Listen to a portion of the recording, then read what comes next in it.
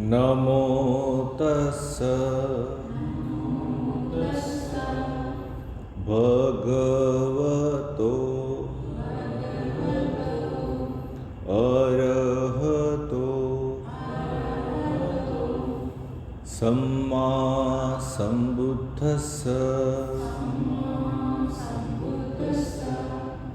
नमो तस्स भगवतो अरहतो सम्मा सम्बुद्धस्स नमो तस्स भगवतो अरहतो सम्मा सम्बुद्धस्स।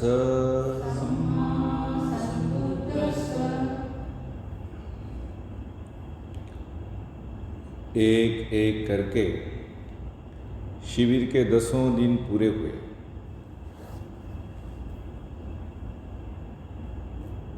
ये जो साधना हमने यहाँ सीखी, अब उसे जीवन में उतारना है, तो हर दिन प्रतिदिन उसका अभ्यास करना होगा। यहाँ से जाने के बाद जाते हुए भी मुस्कुराते हुए जाएंगे और ये मुस्कुराना कायम रखेंगे। सोते हुए मुस्कुराते सोएंगे, उठेंगे तो मुस्कुराते हुए उठेंगे और कोशिश करेंगे कि सुबह ही 1 घंटा इस साधना का अभ्यास कर लेंगे। और सभी साधक, नए और पुराने, जब भी घर में रोज की साधना करेंगे तो मंगल मैत्री से आरंभ करेंगे, चाहे यहाँ क्वाइट माइंड में क्यों ना हो। कभी कभी क्या होता है कि ऊपर ऊपर से लगता है कि क्वाइट माइंड है, लेकिन मन उतना शांत नहीं होता और हम क्वाइट माइंड है समझ के ऐसे ही डल माइंड को देखते रहते हैं। तो अच्छा होगा कि हर समय हर सीटिंग में पहले मंगल मैत्री से स्टार्ट करेंगे और फिर अपने आप मन क्वाइट माइंड में फिर चला जाएगा, लेकिन आरंभ मंगल मैत्री से करेंगे तो ध्यान अच्छी तरह से होगा। और फिर जब भी मन भटकेगा तब सम्यक व्यायाम का प्रयोग करेंगे, 6 पायदानों का। और दिन भर मुस्कुराते तो रहना ही है। जो भी काम करेंगे और काम से अगर मन हट गया और ध्यान में आ गया, तो काम से मन हट गया तो भी हम 6 पायदानों का प्रयोग करके वापस आएंगे और करेंगे। फिर हफ्ते में 1 बार हो सके तो अपने गांव में, अपने मोहल्ले में जितने भी यह साधना करने वाले साधक हैं, उन साधकों के साथ बैठकर 1 घंटा साधना करेंगे, उससे लाभ होगा। नहीं तो ऑनलाइन सामूहिक साधनाएं होती है, हर रविवार को हिंदी में होती है सुबह 8 बजे, उसमें शामिल हो जाएंगे। अंग्रेज़ी में रविवार को दोपहर 3 बजे होती है। फिर अंग्रेज़ी में प्रवचन होता है बुधवार शाम को 7:30 बजे, उसमें शामिल हो सकेंगे। जिसको जैसा समय मिले वैसे शामिल होना है। और हो सके तो भगवान ने कहा हर अष्टमी को, हर पूर्णिमा को, आज पूर्णिमा शुरू हो गई है और कल सूर्योदय को पूर्णिमा है, हर पूर्णिमा को और अमावस के पहले दिन चतुर्दशी को, इस 17 महीने में 2 अष्टमियाँ आती है, एक पूर्णिमा और एक चतुर्दशी। इस तरह महीने में 4 दिन पूरा दिन उपोषित करके ध्यान करेंगे। उपोषित में क्या है, 8 शील लेने होते हैं। 8 शील का मतलब है 5 शील तो है ही पहले, उसके बाद छठा शील है कि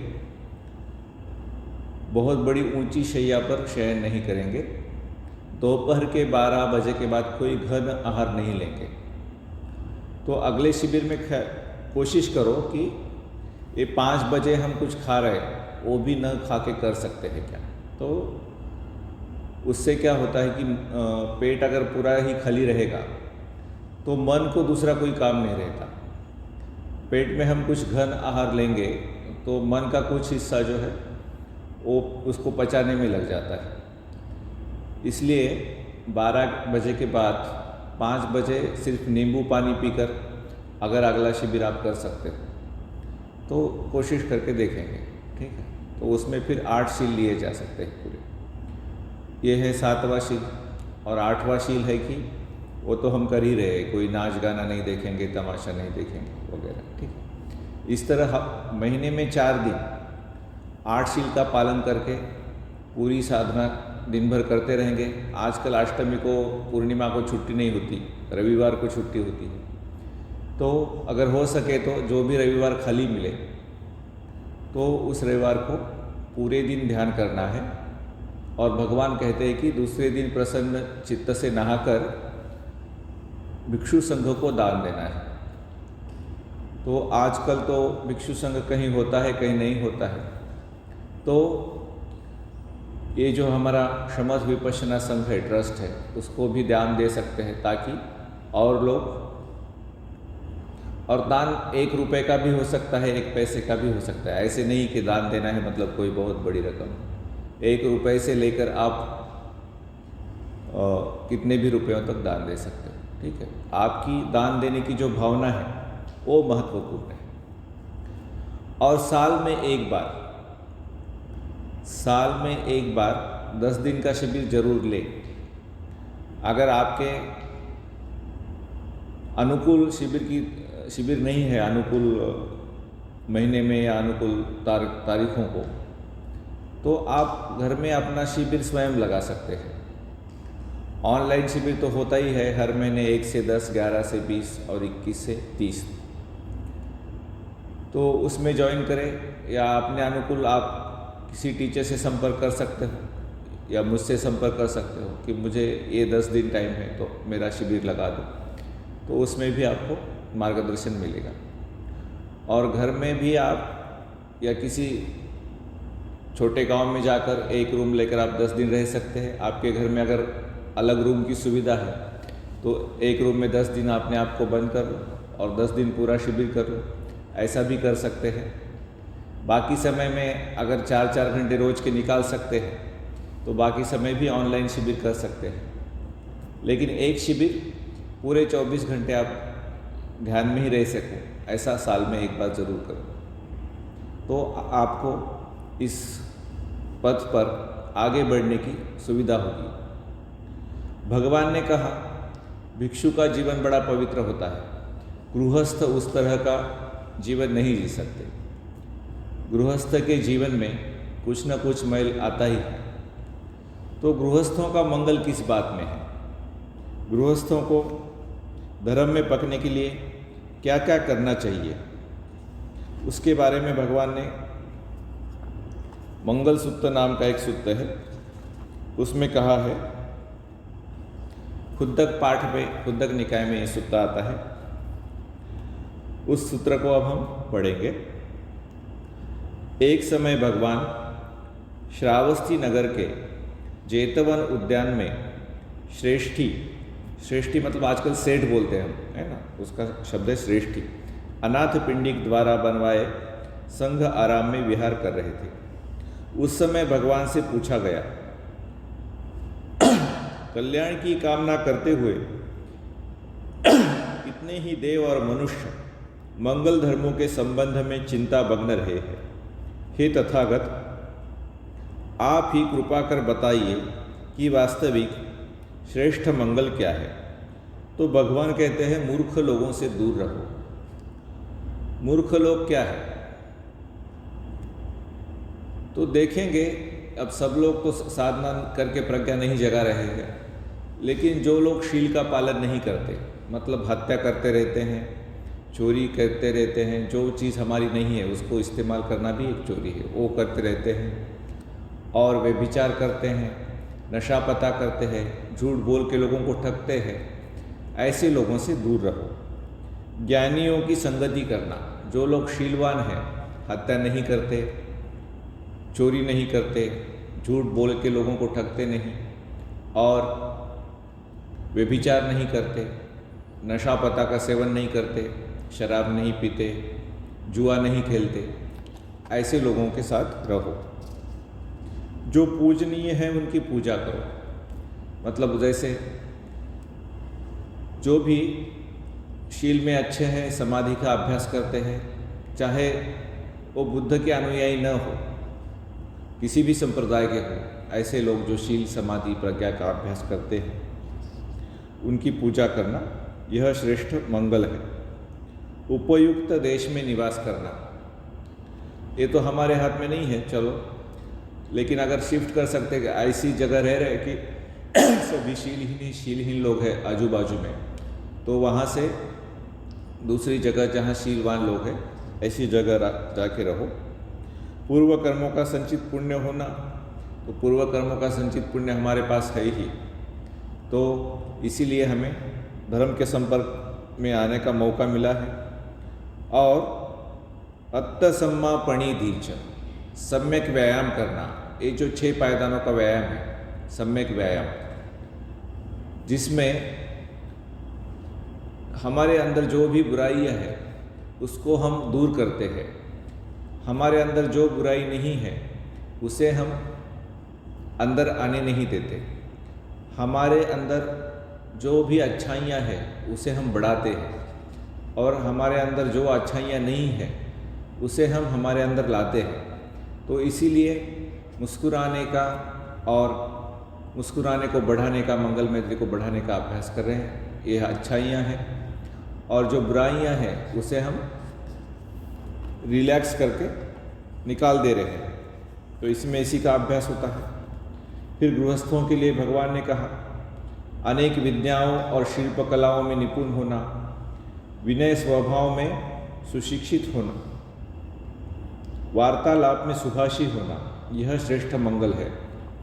उस दिन जैसे वार्तालाप की चर्चा की गई, जो चीज़ सही है, दूसरों के हित करने वाली है और दूसरों को प्रिय है, ऐसी वाणी हमेशा बोलेंगे। जो चीज़ सही है, दूसरों को प्रिय भी लगती है, लेकिन दूसरों का अहित करती है, भला नहीं करती है, ऐसी वाणी कभी नहीं बोलेंगे। जो चीज़ सही है लेकिन दूसरों को अप्रिय लगती है और दूसरों का हित करती है, अब दूसरे का उसमें भला है लेकिन उसको प्रिय नहीं लगती, तो उसको प्रसंग देखकर ऐसी चीज़ बोलेंगे। ठीक, जो चीज़ सही है लेकिन दूसरों को अप्रिय लगने वाली है और उसमें दूसरों का अहित भी है, ऐसी चीज़ कभी नहीं बोलेंगे। कोई चीज़ झूठी हो और उसमें दूसरों का अहित हो और फिर भी दूसरे के प्रिय लगने वाली हो, ऐसी चीज़ भी नहीं बोलेंगे। जो झूठी है, अप्रिय है और अहित करने वाली है, ऐसी चीज़ भी नहीं बोलेंगे। तो बोलने से पहले ये सोचेंगे, किसी को भी कुछ बोलना हो तो सोचेंगे कि ये गुण उसमें है क्या। फिर माता पिता की सेवा करना, परिवार का पालन पोषण करना और ऐसे व्यवसाय नहीं करना जो हमको आकुल व्याकुल बनाते हैं, उद्विग्न बनाते हैं, यह श्रेष्ठ मंगल है। दान देना, धर्म का आचरण करना, अपने संबंधियों को सहायता करना और जो दुष्कर्म वर्जित है वो नहीं करना, यह श्रेष्ठ मंगल है। तन से पापों का त्याग करना, जब हम शील का पालन करते हैं तो शरीर से पाप नहीं करते, लेकिन मन में पाप जागते हैं, तो मन में भी पाप नहीं जागे, तो उसके लिए यही करना है 6 पायदानों का व्यायाम। मदिरा सेवन से दूर रहना, शराब से दूर रहना, कुशल धर्मों के पालन में सदा सचेत रहना, तो ये जब साधना कर रहे हैं और मुस्कुरा रहे हैं तो कुशल धर्म का पालन अपने आप हो जाता है।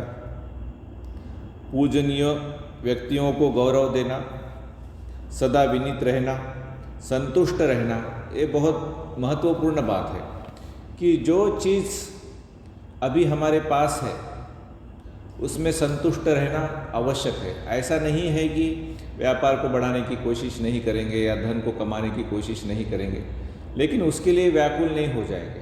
ठीक है, व्याकुल बिना रहे, संतुष्ट रहे, काम करते रहेंगे तो व्यापार भी बढ़ेगा और धन भी बढ़ेगा।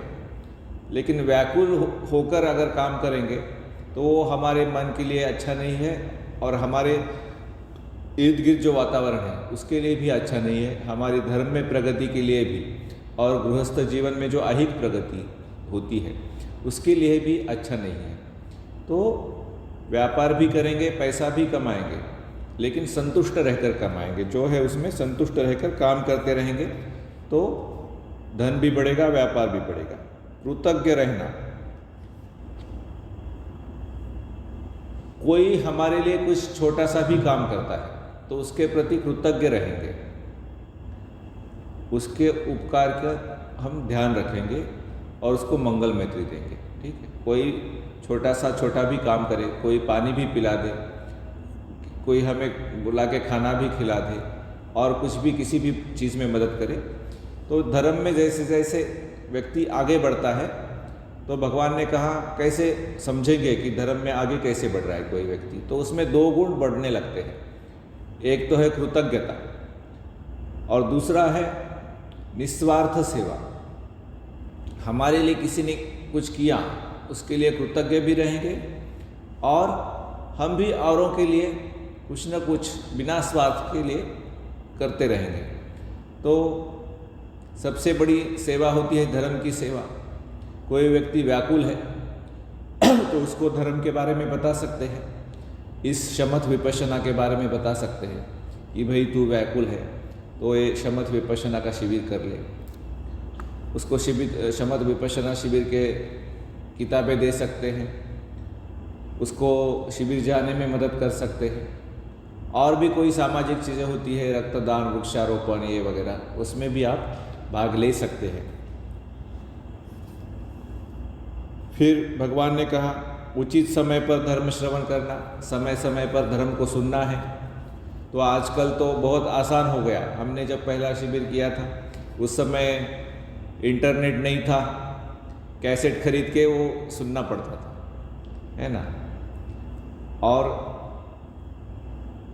टीवी में भी चैनल ज़्यादा नहीं थे, धर्म के चैनल तो थे ही नहीं उस समय। आज अभी भी विपश्यना के चैनल नहीं है आज भी, लेकिन आजकल इंटरनेट है, जब आपको चाहे तब आप जो चाहे वो प्रवचन आजकल आप सुन सकते हैं। तो अपनी जो वेबसाइट है DSMC एशिया, उसमें आपको अलग अलग भाषाओं में प्रवचनों के लिंक्स मिलेंगे। हिंदी भाषा में प्रवचन उपलब्ध है, मराठी में है, इंग्लिश में है, मलयालम में प्रवचन है, तो आप सुन सकते हैं धर्म के बारे में। फिर भगवान ने कहा आगे सहनशील होने में मंगल है, आज्ञाकारी होने में, अपने माता की, पिता की, गुरु की आज्ञा सुनने में, अपनों से बड़ों की आज्ञा सुनने में मंगल है। सब श्रमणों का दर्शन करना, श्रमण मतलब एक अर्थ हो गया कि भिक्षु, जो भिक्षु भगवान के सही मार्ग पर चल रहे हैं उनका दर्शन करना और उचित समय पर धर्म चर्चा करना, समय समय पर धर्म के बारे में चर्चा करना। धर्म के बारे में अगर कोई संशय हो तो अपने गुरु से पूछना, भिक्षु से पूछना, यह श्रेष्ठ मंगल है। फिर तप करना, स्वयं साधना करना, ब्रह्मचर्य का पालन करना। ब्रह्मचर्य का पालन मतलब अपने पति या पत्नी को छोड़कर किसी और के साथ शरीर संबंध नहीं बनाएंगे। और दोनों पति पत्नी साधना कर रहे हैं तो धीरे धीरे वो बिल्कुल वो खुद भी एक दूसरे से भी शरीर संबंध कम हो जाता है। तो ब्रह्मचर्य का पालन करना। और ये जो ब्रह्म विहार है, मैत्री, करुणा, मुदिता और उपेक्षा, उसको भी ब्रह्मचर्य बोला गया। ब्रह्म विहार का अभ्यास करते तो वो भी एक प्रकार का ब्रह्मचर्य है। 4 आर्य सत्यों का दर्शन करना। तो हर चीज़ में हम देखते हैं कि दुख है, दुख का कारण है तृष्णा। दुख क्या है? ये जो 5 उपादान स्कंद है, हमारा जो रूप है, वेदना है, संस्कार है, विज्ञान है और संज्ञा है, ये हो गए 5 स्कंध। इनको हम मैं मेरा समझते हैं तो तृष्णा पैदा होती है। तो दुख का समुदय है तृष्णा, और जब हम रिलैक्स करते हैं तो उसका निरोध होता है, और ये आर्य अष्टांगिक मार्ग का पालन करते हैं तो वो निरोध में सहायता मिलती है। इस प्रकार 4 आर्य सत्यों का दर्शन करेंगे और निर्वाण का साक्षात्कार करना। साधना करते करते एक दिन निर्वाण का साक्षात्कार हो जाएगा, यह उत्तम मंगल है। और फिर हो सकता है कि गृहस्थ जीवन में ही अरहंत बन जाए। ऐसा कहा गया है कि अरहंत होने के बाद वो गृहस्थ जीवन में नहीं रह सकता, लेकिन गृहस्थ जीवन में अरहंत बन सकता है। एक बार अरहंत बन गया गृहस्थ जीवन में तो वो फिर गृहस्थ नहीं रह सकता। तो अरहंत की क्या स्थिति होती है?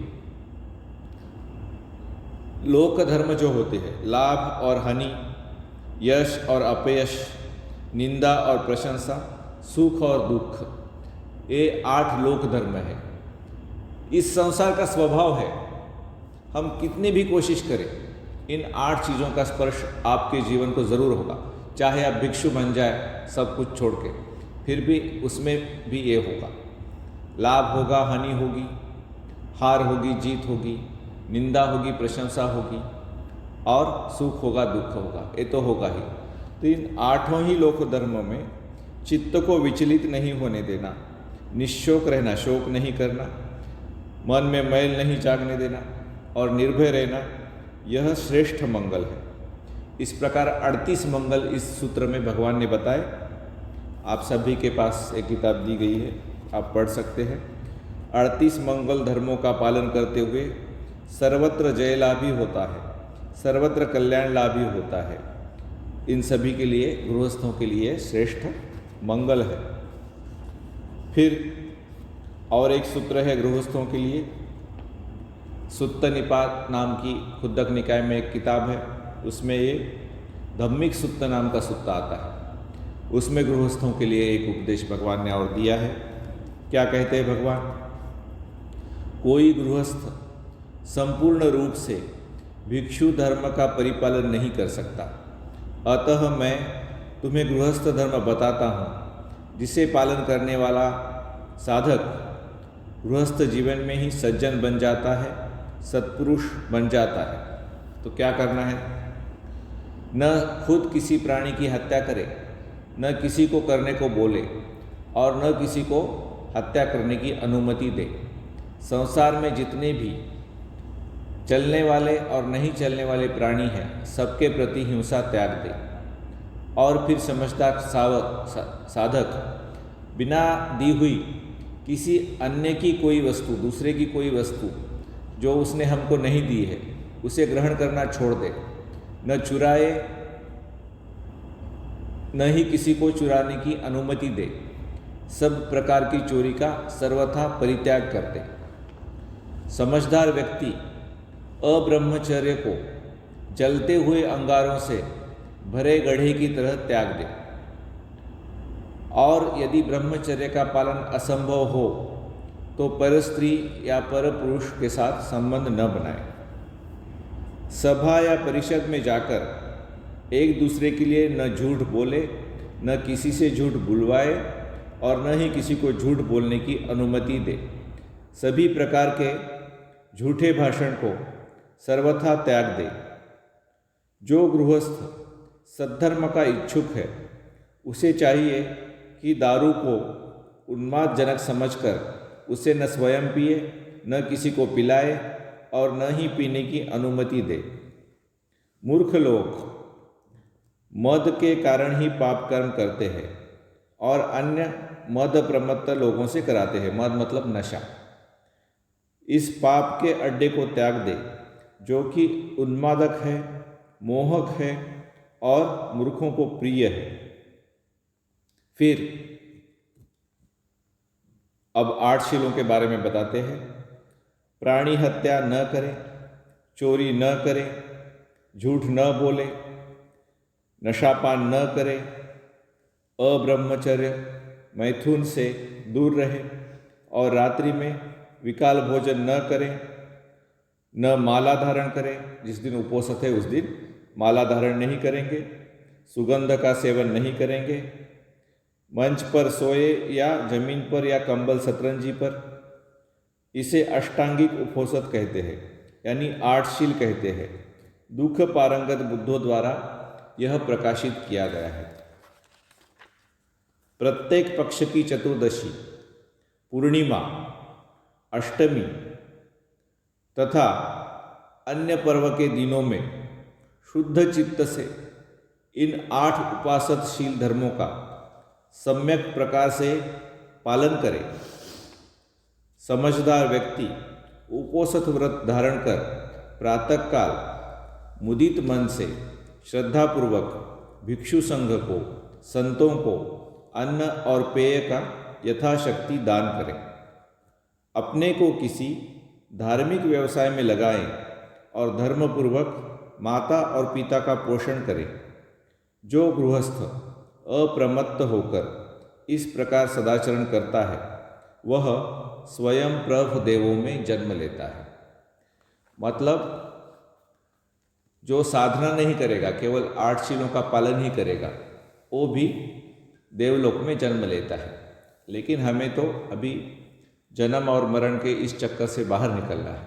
तो 8 शीलों का पालन करते हुए हम साधना भी करेंगे तो देवलोक से और ब्रह्मलोक से भी परे निकल जाएंगे। फिर गृहस्थों के लिए और एक सूत्र है, दीघ निकाय नाम की जो किताब है त्रिपिटक में, जिसमें लंबे सूत्र है, उसमें एक सिगालोवाद सूत्र करके आता है। तो इस सूत्र में कहा गया, मगध देश की राजधानी राजगृह, मतलब बिहार में जो राजगीर है गया के पास, वहाँ की कहानी है। श्रेष्ठी पुत्र मतलब एक सेठ का बेटा सिगाल सुबह सुबह उठकर नगर के बाहर गया। भीगे वस्त्रों और भीगे केश से, मतलब किसी नदी में वो नहाया होगा और बाहर आ गया, और वो गीले कपड़े हैं, गीले केस हैं उसके। और फिर पूर्व को नमस्कार किया, दक्षिण को नमस्कार किया, पश्चिम को नमस्कार किया, उत्तर को नमस्कार किया, फिर नीचे की दिशा को नमस्कार किया और ऊपर की दिशा को नमस्कार किया। उन दिनों की अनेक पूजन विधियों और कर्म कांडों में से यह भी एक रहा होगा। उसी समय भगवान वेणुवन विहार से निकले और राजगृह नगर में भिक्षाटन के लिए चले। रास्ते में उन्होंने देखा कि किसी सेठ जी का बेटा सिगाल 6 दिशाओं की ओर नमस्कार कर रहा है। तो भगवान ने उसे पूछा, हे सिगाल, यह क्या कर रहे हो? सिगाल ने उत्तर दिया, भंते भगवान, दिशाओं को नमस्कार कर रहा हूँ। मेरे पिता ने मरते समय आदेश दिया था कि दिशाओं को नमस्कार करना, अतः पिता के अंतिम आदेश का पालन कर रहा हूँ। अच्छा हो भगवान। तो भगवान ने कहा, अरे पगले, ये तेरे पिता ने जो कहा कि 6 दिशाओं को नमस्कार करना है, इसका अर्थ यह नहीं है। जो आर्यों का धर्म है, जो श्रेष्ठ व्यक्तियों का धर्म है, उसमें इस तरह नमस्कार करना ही 6 दिशाओं को नमस्कार नहीं है, उसका कोई गहरा अर्थ है। तो सिगाल भगवान से कहता है कि उसका गहरा अर्थ क्या है 6 दिशाओं के नमस्कार का, आप भी मुझे बताइए। तो सिगाल की प्रार्थना पर उस समय भगवान ने जो उपदेश दिया वह केवल सिगाल के लिए ही नहीं बल्कि सभी गृहस्थों के लिए अत्यंत कल्याणकारी है। गृहस्थों के लिए यह आचार संहिता शुद्ध आर्य धर्म की भांति सार्वजनीन है, मतलब सभी जन उसका पालन कर सकते हैं। सार्वदेशिक है, सभी देशों के लोग उसका पालन कर सकते हैं। सार्वकालिक है, मतलब भूतकाल में भी यह कल्याण करने वाली थी, आज भी यह कल्याण करती है और आगे जाके भी यह कल्याण करेगी, इसलिए उसे सार्वकालिक कहा गया। आज के किसी भी सद्गृहस्थ के लिए उतनी ही आचरणीय है जितनी कि 2600 वर्ष पूर्व पहले सिगाल के लिए थी। आओ भगवान के इस मंगल उपदेश को समझें। भगवान ने कहा, हे सिगाल, आर्य गृहस्थ 4 कर्म क्लेशों से दूर रहता है, 4 प्रकार की दूषित चेतना पर आधारित पाप कर्म त्यागता है, 6 प्रकार के विनाशकारी आचरणों से बचता है। इस भांति 14 प्रकार से संयमित जीवन जीकर 6 दिशों को आच्छादित कर पूर्णतया सुरक्षित रहता है और अपने यह लोक और परलोक दोनों को सुधारता है। इस जीवन को सफल सार्थक कर लेता है और शरीर छोड़कर मरने पर सुगति प्राप्त करता है। 4 कर्म क्लेश क्या है? कौन से 4 कर्म क्लेशों से गृहस्थ दूर रहता है? हत्या, चोरी, व्यभिचार और झूठ बोलना, इनसे वह दूर रहता है।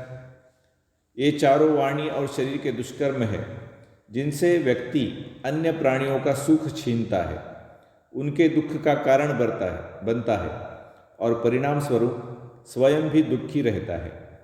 इन चारों से विरत होकर मतलब दूर रहकर एक सद्गृहस्थ साधना द्वारा अपने चित्त को बस में कर लेता है, उसे निर्मल भी बनाता है, विकार विहीन करता है और इस प्रकार राग, द्वेष, मोह और भय, इन चारों दूषित मनोचेतनाओं पर आधारित कोई भी पाप कर्म नहीं करता।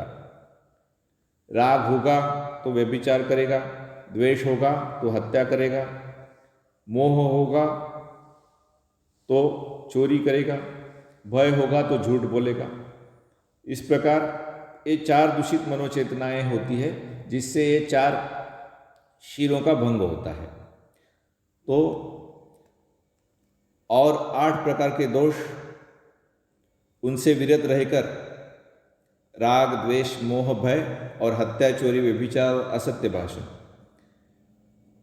इनसे विरत रहने वाला सद्गृहस्थ बुद्धिपूर्वक अपनी संचित धन संपदा की सुरक्षा करता है। जो भी धन हमने कमाया है उसको नाश नहीं होने देता। धन संपदा के नष्ट होने के 6 कारणों से दूर रहता है। धन संपदा क्यों नष्ट होती है? जो हम कमाते हैं वो नष्ट क्यों होती है? उसके 6 कारण भगवान ने बताए हैं। पहला है शराब पीना, दूसरा है कुसमय, जिस समय गली कूचों की सैर नहीं करनी चाहिए उस समय गली कूचों की सैर करना, खेल तमाशे देखते रहना, जुआ खेलना, पाप मित्रों की कुसंगति, जो शराब पीने वाले और जुआ खेलने वाले, झूठ बोलने वाले, हत्या, चोरी, व्यभिचार करने वाले मित्र है, उनकी संगति करना। और छठा कारण भगवान ने बताया आलस। तो इन कारणों से जो धन है वो नष्ट होता है। समझदार गृहस्थ इस बात को बखूबी समझता है कि ये सभी बुरी आदतें धन का विनाश और हमारे पतन का कारण होती है। तो शराब से क्या होता है? शराब पीने से होता है आँखों के सामने देखते देखते धन बर्बाद होता है, विग्रह कलह बढ़ता है, नाना प्रकार के रोगों का दरवाज़ा खुलता है, अपयश होता है, निर्लज्जता आती है, बेशरम हो जाता है आदमी और प्रज्ञा क्षीण होती है। कुसमय गली कूचों की सैर करने की आदत के कारण, किसी को अगर रात को भटकने की आदत हो, रात में अगर शहर में घूमता है तो क्या होता है? स्वयं असुरक्षित होता है, घर पर स्त्री और पुत्र असुरक्षित होते हैं, धन संपदा असुरक्षित होती है। कोई दूसरा पाप कर्म कर रहा है, रात में लोग पाप कर्म करते हैं, कोई व्यभिचार करता है, कोई चोरी करता है, कोई हत्या करता है, और ऐसा कुछ हो रहा है और हम उधर से गुजरे तो हो सकता है पुलिस हमको पकड़ ले। तो किसी अन्य द्वारा किए गए पाप कर्मों का स्वयं संदेह भाजन, मतलब हमारे ऊपर उसका आरोप लग सकता है, उसका संशय हमारे ऊपर आ सकता है, झूठे लांछन लगते हैं। वस्तुतः हमसे अगर हम रात को घूमें तो हमारे से भी कोई दुखकारक दुष्कर्म हो सकता है। इसलिए भगवान ने कहा है कि ऐसे समय सैर नहीं करेंगे जब स्वयं असुरक्षित होंगे। फिर खेल तमाशे के व्यसन के कारण क्या होता है? इस परेशानी में ही सदा आकुल व्याकुल रहता है कि आज कहाँ नाच है, कहाँ गीत है, कहाँ वाद्य है, कहाँ नाटक है, कहाँ करताल है, कहाँ मृदंग का आयोजन है। नित नए नाच गाने, खेल तमाशे, सिनेमा थिएटर, नाइट क्लबों में जाते रहने का व्यसन धन, चरित्र और स्वास्थ्य तीनों को नाश करता है। जुए से क्या होगा? जुआ खेलने से जीते तो दुश्मनी पैदा होगी, हारे तो धन चला जाएगा। देखते देखते आंखों के सामने धन की हानि होती है। जुआ खेलने वाले के वचन का समाज में कोई विश्वास नहीं करता। अच्छे मित्र और साथी उसका तिरस्कार करते हैं। अगर उसकी शादी नहीं होगी तो कोई पिता अपनी कन्या उसे विवाह में नहीं देना चाहेगा, यह जानते हुए कि वह अपनी पत्नी और संतान का भरण पोषण नहीं कर सकेगा। ये जुए की हानि है। फिर अगर हमने ऐसे मित्र बनाए, शराब पीने वाले और जुआ खेलने वाले, शील भंग करने वाले, तो कोई भला आदमी उसका साथ नहीं देगा, तो उसके साथी ऐसे ही होंगे, क्योंकि we are known by our company. हम कौन सी कंपनी में रहते हैं उसी तरह हम लोग पहचानते हैं। कोई शराब नहीं पीता हो लेकिन दूसरे दोस्तों के साथ बार में जाके बैठता है, तो लोग तो कहेंगे कि यह शराब पीता है।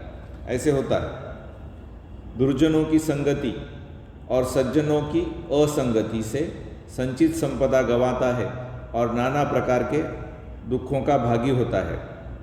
अब आलस का गुलाम कैसे बनता है, जिससे धन नष्ट होता है। बहुत सर्दी है बोलकर काम नहीं करता, आज तो बहुत गर्मी है बोलकर काम नहीं करेगा, अब बहुत देर हो गई बोल के काम नहीं करेगा, अभी तो बहुत सवेरा है बोल के काम नहीं करेगा, बहुत भूखा हूँ बोल के काम नहीं करेगा, और भोजन बहुत हो गया अब तो काम नहीं होगा बोल के काम नहीं करेगा। इस प्रकार अगर आलस करेंगे हमारे नौकरी धंधे में तो धन को गंवा देंगे। फिर पापी मित्रों से तो दूर रहना है। सही मित्रों को कैसे पहचानेंगे, यह भी सिगाल को भगवान ने बताया। संपत्ति विनाश के इन 6 कारणों में पाप मित्रों की कुसंगति वाले 5वें कारण को भगवान ने बहुत महत्व दिया। जो हमारी संगत है वो बहुत अच्छी होनी चाहिए। इसीलिए जब मंगल सूत्र में पहला मंगल बताया 38 मंगल में, तो पहला मंगल यही बताया कि मूर्खों से दूर रहना। सचमुच अक्सर सत्संगति के अभाव में और कुसंगति में पड़ जाने के कारण ही कोई गृहस्थ नाना प्रकार के दुखदायी व्यसनों का गुलाम बन जाता है। इसलिए उसे यह जानना आवश्यक है कि कौन सी व्यक्ति मित्र के रूप में उसका दुश्मन है और कौन सही दोस्त है। भगवान ने कहा, सिगाल, इन 4 लोगों को मित्र के रूप में दुश्मन समझना चाहिए। कौन से 4 मित्र? पहला है परधन हारक मित्र। ऐसा लोभी व्यक्ति पराया धन अपहरण करने के उद्देश्य से ही दोस्ती करता है। थोड़ा सा देकर आपसे बहुत लेना चाहता है। ऐसे काम करता है जिससे नाना प्रकार के विघ्न उत्पन्न हो, अपना मतलब साधने के लिए संगत करता है। फिर दूसरे प्रकार का मित्र कौन सा दुश्मन है मित्र के रूप में? बातूनी, बहुत बातें करने वाला। ऐसा व्यक्ति किसी काम में नहीं आता, केवल बातें ही बनाता है। भूतकाल में, पास्ट में मैं मदद करने के लिए कितना आतुर था, इस संबंध में झूठी डींग हाँकता है। भविष्य में काम पड़े तो किस प्रकार मैं मदद करूँगा, इस संबंध में बढ़ा चढ़ाकर बातें करता है। वर्तमान के संबंध में भी हवाई पुल बांधता है, लेकिन सचमुच काम पड़ने पर मुंह छिपाता है। ऐसा मित्र भी मित्र नहीं है। फिर तीसरा मित्र खुशामदी मित्र। ऐसा व्यक्ति वो अपने बुरे काम में भी हाँ में हाँ मिलाता है, अच्छे काम में भी हाँ में हाँ मिलाता है, हमारे सामने हमारी प्रशंसा करता है और पीठ पीछे निंदा करता है। ऐसे मित्र से भी सावधान रहना चाहिए।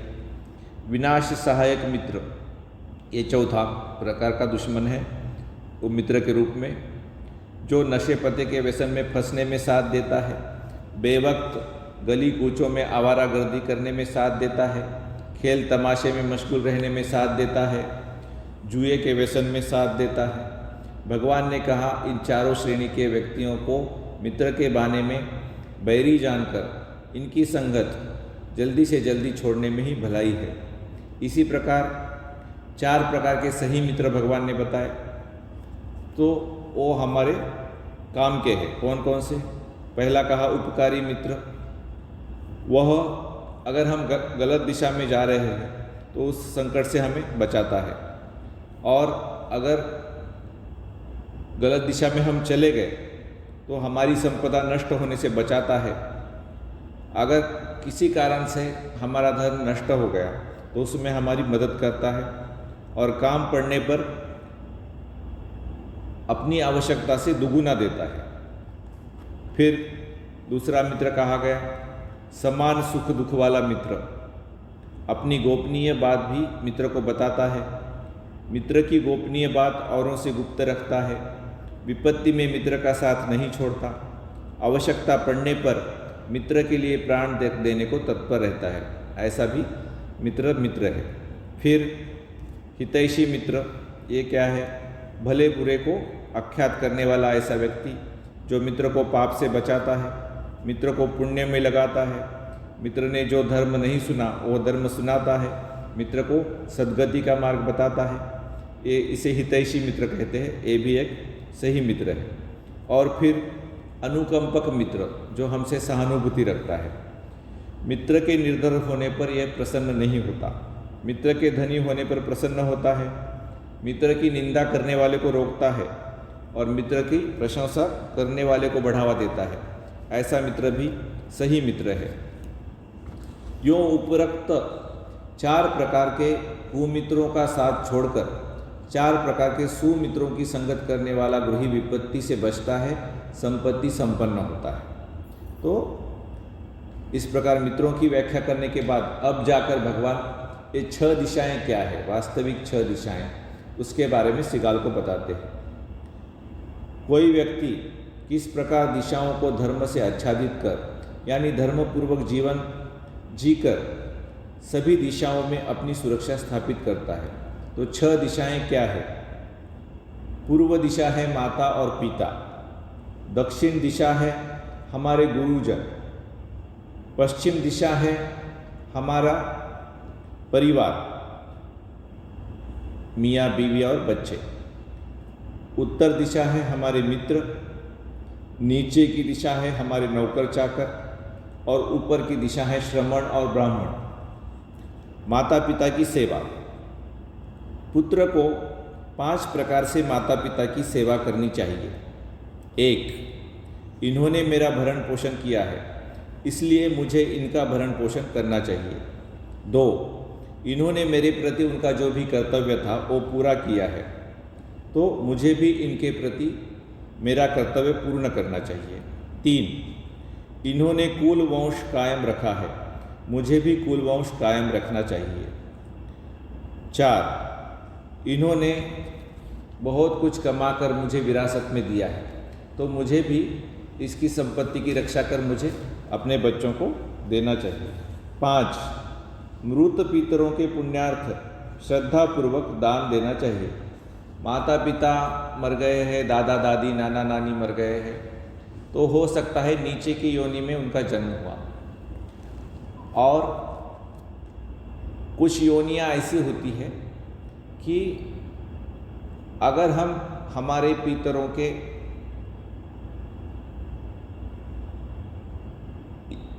लिए दान धर्म नहीं करेंगे उनको याद करके, तो वो अन्न नहीं पा सकते, ऐसा कहा गया है 8 कथाओं में। तो जब भी हम दान देते हैं तो हो सकता है हमारे पूर्वजों को याद करेगी, भाई इस दान का पुण्य, विशेषतः अन्नदान जब करते हैं, है ना, इसलिए ये श्राद्ध की परंपरा चल पड़ी है। तो भगवान ने कहा कि श्राद्ध करना चाहिए, और जब भी अन्नदान देते हैं तो मृत पितरों को याद करो। यूँ 5 प्रकार से सेवित हो, इस प्रकार 5 प्रकार माता पिता की सेवा होती है। तो माता पिता भी पुत्र पर 5 प्रकार से अनुकंपा करते हैं। क्या करते हैं? माता पिता को क्या करना चाहिए? पुत्र और पुत्री को पाप कर्मों से बचाना है, उन्हें पुण्य कर्मों में लगाना है, उसे शिल्प सिखाते हैं, मतलब काम धंधा सिखाते हैं। कोई भी काम धंधा उसे सिखाएंगे तो वो पैसा कमाएगा और अपना जीवन आगे चलाएगा। योग्य जीवन साथी चुन के देते हैं और उचित समय पर उसे अपना जो धन है वो उसके हवाले कर देते हैं। इस प्रकार पुत्र माता की सेवा करता है 5 प्रकार से, और माता पिता पुत्र की सेवा करते हैं 5 प्रकार से। तो ये हो गई पूर्व दिशा, तो इससे हमारी पूर्व दिशा सुरक्षित हो गई। अब दक्षिण दिशा, दक्षिण दिशा कैसे सुरक्षित होगी? गुरुजनों की सेवा करके। शिष्य को 5 प्रकार से अपने गुरु की सेवा करनी चाहिए। कैसे? पहले गुरुकुल होते थे, जब कोई विद्या पढ़ने के लिए जाना है तो गुरु के घर में जाके रहना पड़ता था। तो भगवान कहते हैं तत्परतापूर्वक उठकर, आवश्यकता के समय उपस्थित रहकर, शुश्रूषा करके, परिचर्या करके और सत्कार पूर्वक विद्या सीखकर। मतलब गुरु के साथ रहता है तो गुरु से पहले उठेगा, उसके काम करेगा, गुरु जब बीमार पड़ेगा तो उसकी शुश्रूषा करेगा, गुरु की सेवा करेगा और गुरु का आदर रखते हुए गुरु से विद्या सीखेगा। इस प्रकार शिष्य 5 प्रकार से आचार्य की सेवा करता है। तो आचार्य क्या करते हैं? उस पर 5 प्रकार से अनुकंपा करते हैं, उसे सुविनीत करते हैं, मतलब उसे नम्र बनाते हैं, उसे भली प्रकार सुशिक्षा ग्रहण करना सिखाते हैं, विद्या शल्प लुप्त न हो, इस योग्य पात्र द्वारा कायम रहे, इस उद्देश्य से उसे अच्छी तरह आख्यात करते हैं। तो जो भी काम धंधे का काम में हमारे गुरु हैं उनको बड़े आदर से रहना चाहिए, वो हमको काम धंधा अच्छी तरह से सिखाएंगे। और गुरु क्या करते हैं? संगी साथियों में उसकी प्रशंसा करते हैं अपने शिष्य की, और ऐसा करने से क्या होता है? शिष्य को प्रोत्साहन मिलता है। और फिर गुरु क्या करते हैं? हर दिशा में सुरक्षित रह सकने के अनुकूल उसे प्रशिक्षित करते हैं। मतलब ये जो काम धंधे में जो अड़चने हैं वो भी वो गुरु शिष्य को सिखाते हैं। तो इस प्रकार उपरोक्त 5 प्रकार से शिष्य द्वारा सेवित हो दक्षिण दिशा रूपी आचार्य उस पर 5 प्रकार से अनुकंपा करते हैं, और ये दक्षिण दिशा प्रतिच्छन्न, छाई हुई, ढकी, सुरक्षित, क्षेमयुक्त और भयविहीन हो जाती है। मतलब अब दक्षिण दिशा हमारी सुरक्षित हो गई। फिर तीसरी दिशा क्या है? तो हमारी पत्नी या पति हैं तो कैसा है संबंध उनका होना चाहिए? पति को 5 प्रकार से पत्नी की सेवा करनी चाहिए। ठीक है, तो भगवान पति को बोलते हैं कि वो पत्नी की सेवा करे। कैसे?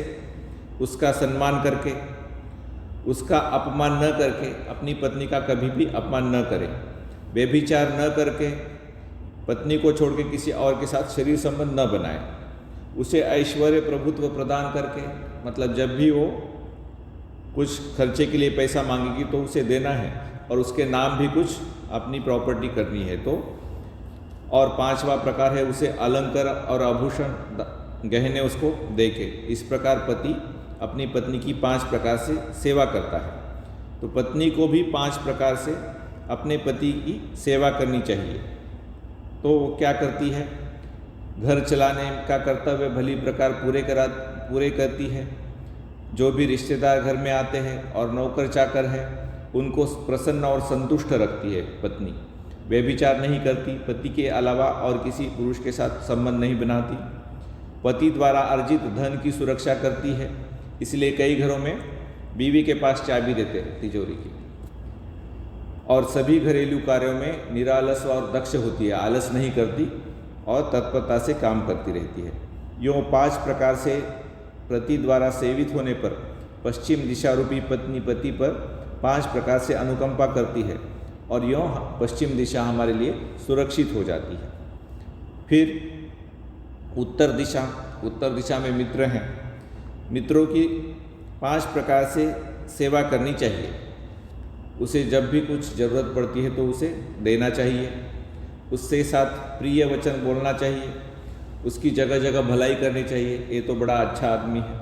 समानता का भाव प्रकट करके, मतलब उसे कभी भी मित्र को नीचा नहीं दिखाएंगे अपने से, और जो भी मित्र को हम वचन देते हैं उसका पालन करेंगे तो उसमें विश्वास उत्पन्न होगा कि भाई ये मेरा मित्र है। इस प्रकार 5 प्रकार से मित्र की सेवा करनी चाहिए। फिर वह मित्र होगा या सहेली होगी, जो भी साथी होगा, वो हमारी सेवा कैसे करता है? प्रमत्त हो जाए तो उसकी रक्षा करता है। हम अगर गलत रास्ते चले जाएंगे तो हमें रोकता है। प्रमत्त हो जाए तो उसके धन की रक्षा करता है। जो भी हमारा धन है वो गलत जगह चला न जाए इसलिए हमें रोकता है। संकट के समय उसे शरण देते हैं। कोई आर्थिक संकट आ गया, कोई सामाजिक संकट आ गया, कोई परिवार वाला संकट आ गया तो उसमें मित्र ही शरण देते हैं। विपत्ति में उसका साथ नहीं छोड़ते, बुरे काल में वो साथ नहीं छोड़ते मित्र, और उसके परिवार के अन्य लोगों का भी वो आदर करते हैं मित्र। इस प्रकार 5 प्रकार से सेवित हो उत्तर दिशा रूपी मित्र संगी बदले में हम पर 5 प्रकार से अनुकंपा करते हैं। इसलिए इस तरह उत्तर दिशा भी हमारी सुरक्षित हो गई। अभी निचले वाली दिशा, जो नौकर है, हमारे घर में नौकर चाकर है या हमारे हाथ में नीचे ऑफिस में हमारे काम करते हैं, व्यापार में काम करते हैं, हमारे हाथ के नीचे या घर में काम करते हैं, तो 5 प्रकार से मालिक को पहले नौकरों की सेवा करनी चाहिए। कैसे? नौकर की जितनी शक्ति है उतना ही उसे काम दे, उसके अनुकूल, फिर उसे भोजन दे, वेतन दे। अगर वो रोगी हो जाता है तो उसकी शुश्रूषा करें। और जब भी हम कोई खाना खाते हैं, अच्छा वाला खाना, तो उसमें हमारे नौकरों को ज़रूर भागीदार बनाएं, ऐसा भगवान कहते हैं। ये नहीं कि हम कोई घर में मिठाइयाँ वगैरह बना दे और उसकी खुशबू आती रहे और नौकर केवल खुशबू लेकर चुप रहे। तो नौकर को हमेशा अपने जो भी स्वादिष्ट हम बनाते हैं घर में, उसमें उसको साथी बनाना चाहिए और उसको समय पर जब उसको ज़रूरत हो तब उसे छुट्टी देनी चाहिए। इस प्रकार 5 प्रकार से मालिकों को भगवान ने बताया कि नौकरों की सेवा करो। इन 5 प्रकार की सेवा मिलने पर नौकर क्या करता है? सेवक मालिक से पहले उठ जाता है, मालिक के बाद सोता है,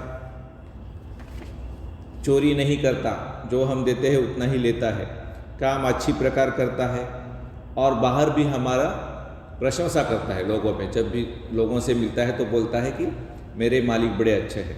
इस प्रकार नौकर भी हमारी 5 प्रकार से सेवा करता है। अब श्रमण ब्राह्मण की सेवा।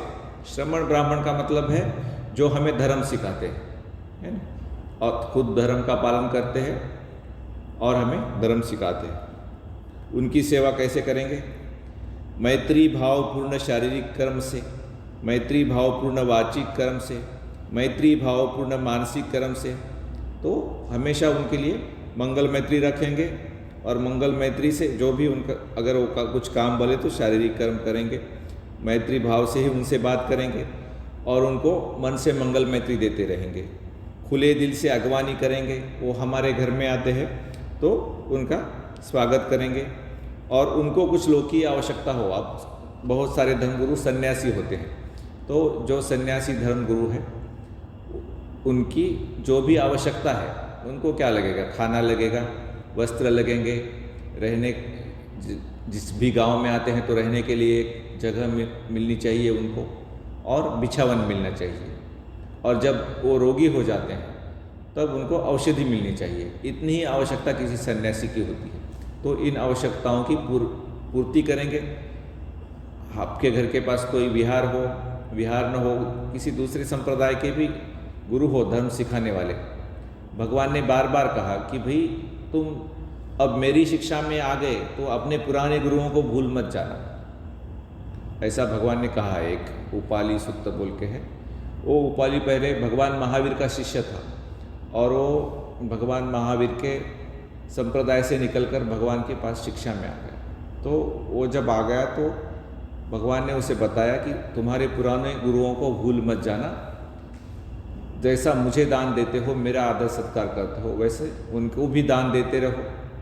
तुम्हारा घर जैन साधुओं के लिए बरसों से एक प्याऊ की तरह रहा है। प्याऊ समझते हैं आप, जहाँ फ्री में पानी मिलता है ना, एक प्याऊ। तो उनका प्रवेश बंद मत करना क्योंकि तुम मेरे शिष्य हो गए हो। तो पुराने संप्रदायों के गुरु को भी ऐसी सेवा देना। तो इस प्रकार से सेवित श्रमण और ब्राह्मण 6 प्रकार से कुल पुत्रों पर अनुकंपा करते हैं। तो श्रमण और ब्राह्मण गृहस्थ की सेवा कैसे करते हैं? उसे पाप कर्मों से बचाते हैं, कुशल कर्मों में लगाते हैं, कल्याण चाहते हुए अनुकंपा करते हैं। जो धर्म उसने सुना नहीं है वो उसे सुनाते हैं। सुने हुए धर्म का शोधन कर पुष्ट करते हैं, सद्गति का रास्ता बताते हैं। यो 5 प्रकार से सेवित ऊपरी दिशा रूपी श्रमण ब्राह्मण संत सद्गृहस्थ संत लोग सद्गृहस्थ पर 6 प्रकार से अनुकंपा करते हैं। और उस प्रकार जो ऊपर की दिशा है वह भी हमारी सुरक्षित हो जाती है, मतलब ढक जाती है, मतलब उससे कोई हमें संकट नहीं प्राप्त होता किसी भी दिशा से। सद्गृहस्थ सद्धर्म की आचार संहिता को धारण कर इस प्रकार 6 दिशाओं से भयमुक्त होता है। तो इस प्रकार हम अपने माता पिता की, अपने शिष्य की या गुरु की, अपनी पत्नी की या पति की, अपने मित्र की या सहेली की, अपने नौकर चाकरों की और अपने जो धर्म गुरु हैं उनकी सेवा करेंगे तो किसी भी दिशा से हमें कोई भय नहीं होगा। पूर्व से भय नहीं होगा, दक्षिण से भय नहीं होगा, पश्चिम से भय नहीं होगा, उत्तर से नहीं होगा, निचली दिशा से नहीं होगा और ऊपर की दिशा से नहीं हुआ। भगवान का यह मंगल उपदेश सुनकर श्रेष्ठी पुत्र सिगाल निहाल हुआ और ये जो खाली 6 दिशाओं में नमस्कार करके ही वो समझ रहा था कि 6 दिशाएं तो मेरी सुरक्षित हो गई, उस अंधविश्वास से वो बाहर आ गया। इस प्रकार गृहस्थों के लिए भगवान ने उपदेश दिए हैं और भी कई उपदेश हैं, आपके पास किताब है, आप पढ़ लेंगे। तो भगवान का जो धर्म है वो केवल भिक्षुओं के लिए नहीं है और केवल परलोक के लिए नहीं है ना। अभी इस लोक के लिए भी भगवान ने कई चीज़ें बताई हैं, उनको अगर हम जीवन में धारण करेंगे और साधना करते रहेंगे तो हमारा ये लोक भी सुधरेगा और परलोक भी सुधरेगा, गृहस्थ जीवन भी सुधरेगा और मृत्यु के बाद अगर कोई जीवन है तो वह भी सुधरेगा। दुखग्रस्त हो दुख मुक्त, भयग्रस्त हो भय मुक्त, शोकग्रस्त हो शोक मुक्त, हो सुखी सब प्राणी, हमने किया जो यह पुण्य संपादन,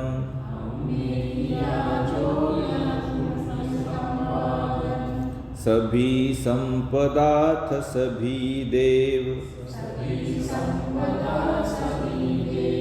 देव से अनुमोदन,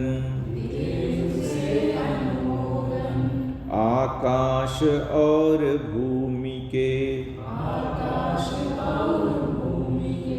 महासिद्ध देवनाग,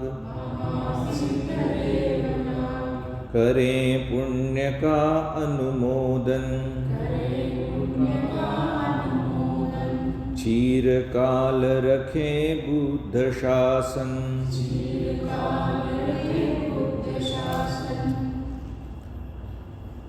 भवतु सब मंगलम्।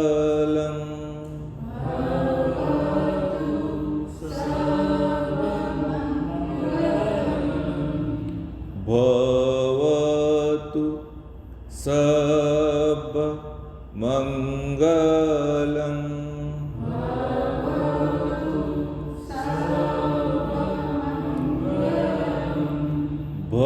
भवतु सब मंगलम्।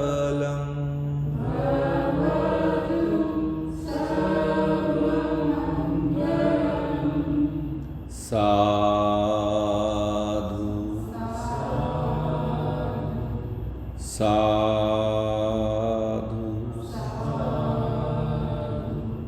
साधु।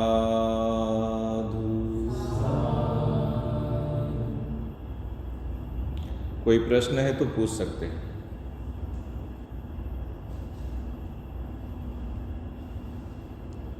कोई प्रश्न नहीं होगा तो अब आप तीनों का रिस्पांस लेना रह गया है। थोड़ा वीडियो लेके आपका।